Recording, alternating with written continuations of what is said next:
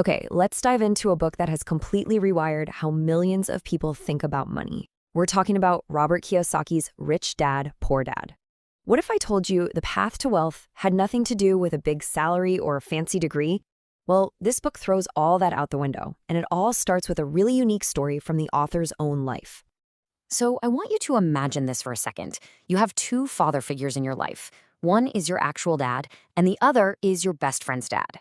Now, you look up to both of them. They're smart, they're successful, but here's the twist. When it comes to money, their advice is completely 100% opposite.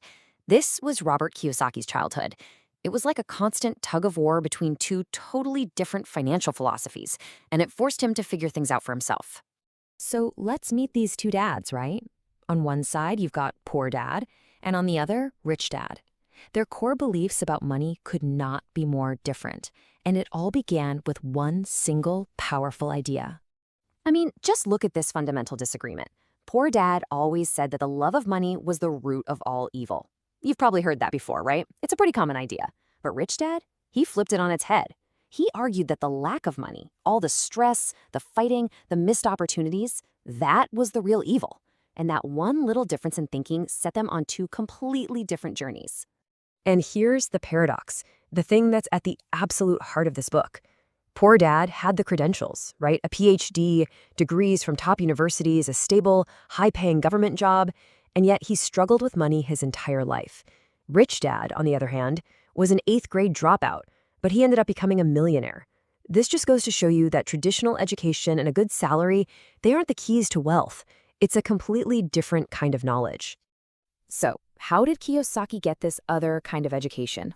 Well, it all started when he was just 9 years old. He went to his rich dad and asked him how to make money. But what he got wasn't a lecture. Oh no, it was a hands-on and honestly pretty frustrating real-world experience. His wage? 10 cents. 10 cents an hour. Can you imagine? Working for 3 hours every single Saturday for basically nothing. Kiyosaki was furious. He felt used. He felt taken advantage of. And he was ready to quit. And you know what? That's exactly what Rich Dad wanted to happen. See, Rich Dad's whole point was this. Life is your best teacher, and it teaches you by pushing you around. That feeling of being underpaid, of being trapped in a job you hate, that was the lesson. He wanted Kiyosaki to get angry enough to challenge the whole system, not just grumble and accept a tiny paycheck like most people do. And this brings us to lesson number 1. It's the most important lesson in the whole book. The poor and the middle class work for money. The rich have money work for them. The goal isn't just to get a bigger paycheck. The goal is to build things that generate income all by themselves, so you're not chained to a 9-to-5 job. Rich Dad called this endless cycle the rat race, and it's this trap, right? It's powered by two of our strongest emotions, fear and greed. The fear of not being able to pay your bills pushes you to get a job. Then, when that paycheck hits your account, greed kicks in. You start thinking about all the nice things you can buy, so you spend it all. And even if you get a raise, the pattern just repeats at a higher level. You're running faster and faster on the hamster wheel, but you're not actually going anywhere. So how do you get out of this rat race? Well, according to Rich Dad, the secret is surprisingly simple. It all boils down to really, truly understanding the difference between two things. Let's forget all the complicated accounting definitions you've ever heard. Rich Dad made it incredibly simple. An asset is anything that puts money in your pocket. That's it. Think a rental property that pays you rent every month, or stocks that pay you dividends. Those are assets.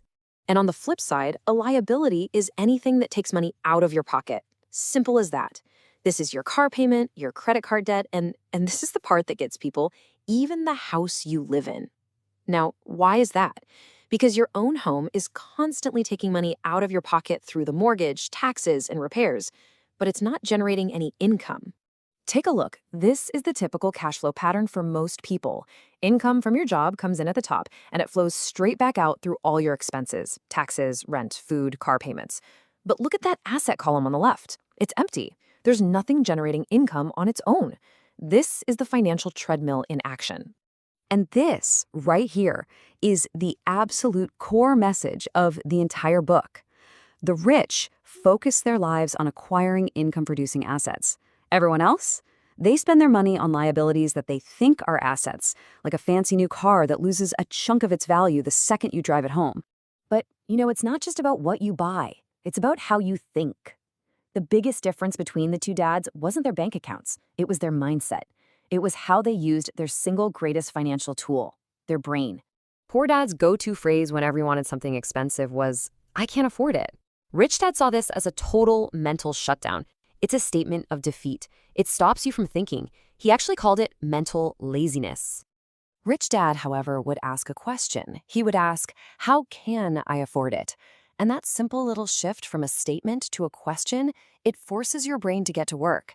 It opens up possibilities. It forces you to problem solve and find creative solutions. It's like a workout for your brain. So these two mindsets, I can't versus how can I, they lead you down two completely different roads in life. And Rich Dad illustrated this with a really simple but powerful diagram called the cash flow quadrant. The left side of this quadrant is where most people live. You're either an E for employee, where you have a job, or you're an S for self-employed or small business owner, where you own your job. The main focus on this side of the quadrant is job security. You're trading your time for money.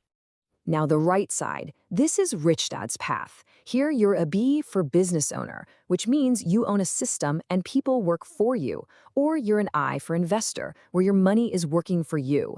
The core value on this side isn't security, it's financial freedom.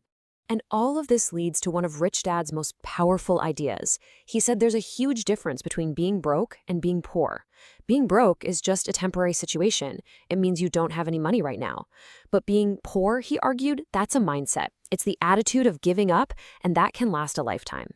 So here's the bottom line. Every single dollar that comes into your hands gives you a choice.